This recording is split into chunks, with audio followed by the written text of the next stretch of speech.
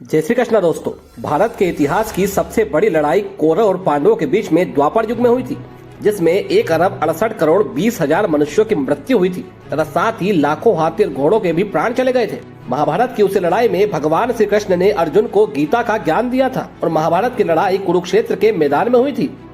वर्तमान में कुरुक्षेत्र भारत के हरियाणा राज्य में स्थित है, लेकिन सवाल यह है कि यह लड़ाई कुरुक्षेत्र के मैदान में ही क्यों हुई।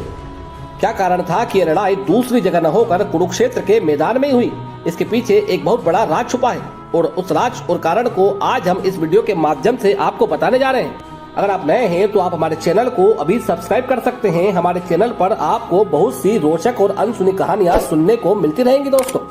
चलिए तो शुरू करते हैं। बात उस समय की है जब बलराम जी ने महाभारत के युद्ध में भाग नहीं लिया था और वे उस समय तीर्थ यात्रा पर निकल गए थे। अनेक तीर्थों की यात्रा करने के बाद जब दुर्योधन और भीम के बीच आखिरी युद्ध होने वाला था, तभी वे वहां आए थे और ये बात उन्हें नारद जी से पता चली थी।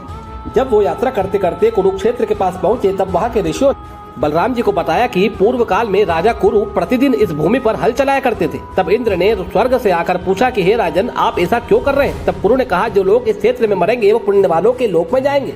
ये जवाब सुनकर इंद्र को हंसी आ गई और वे चुपचाप स्वर्ग को लौट गए तथा राजा कुरु फिर से जमीन जोतने लगे। इंद्रदेव ने कई बार आकर उनसे वही प्रश्न किया और राजा कुरु ने भी उन्हें वही उत्तर दिया। एक बार इंद्र ने स्वर्ग जाकर बाकी देवताओं को भी राजा कुरु के इस कार्य के बारे में बताया। तब सभी देवताओं ने इंद्र से कहा कि अगर हो सके तो राजा कुरु को वरदान देकर राजी कर लीजिए, नहीं तो यदि वे अपने कार्य में सफल हो गए तो मनुष्य बिना कुछ कर्म किए ही पुण्य लोकों को प्राप्त कर लेगा। इससे हमें यज्ञ से प्राप्त होने वाला फल भी नहीं मिलेगा।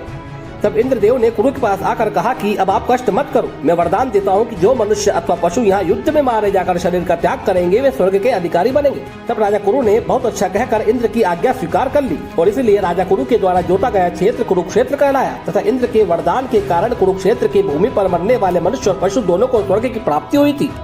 स्वयं देवराज इंद्र ने कुरुक्षेत्र के विषय में कहा है कि कुरुक्षेत्र की धूल भी यदि हवा से उड़कर किसी पापी के ऊपर भी पड़ जाए तो वो उसे उत्तम लोक में पहुंचाती है।